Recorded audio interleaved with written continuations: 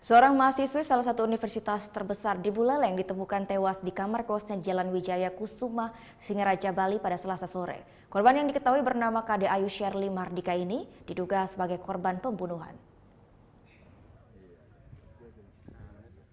Warga lingkungan Banyu Asri, Singaraja, Bali, Selasa sore dikejutkan dengan ditemukannya seorang mahasiswi yang tewas di kamar kosnya. Korban yang bernama Kade Ayu Sherly Mardika, 20 tahun, ditemukan tewas mengenaskan.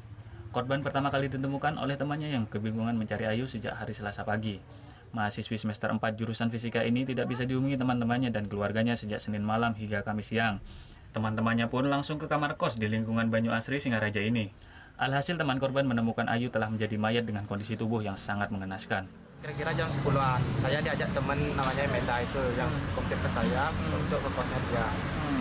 Terus sampai di sana langsung ada bau gitu atau gimana? Terus sampai sana kan ibunya nelpon Meda suruh buka aja pintunya karena kuncinya ditemukan Emma di luar. Terus buka, baru dikit buka bau, nggak berani tutup lagi yang nutup Emma. Terus habis itu kita lapor keluarganya di penyidik limbahnya.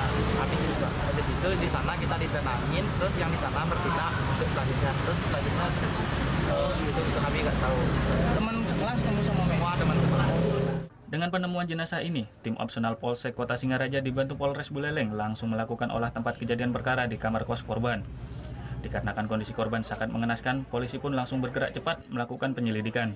Untuk kepentingan pemeriksaan, jenazah Kade Ayu Sherly Mardika langsung dikirim ke Rumah Sakit Umum Pusat Sanglah, Denpasar. Putu Wijana melaporkan untuk NET.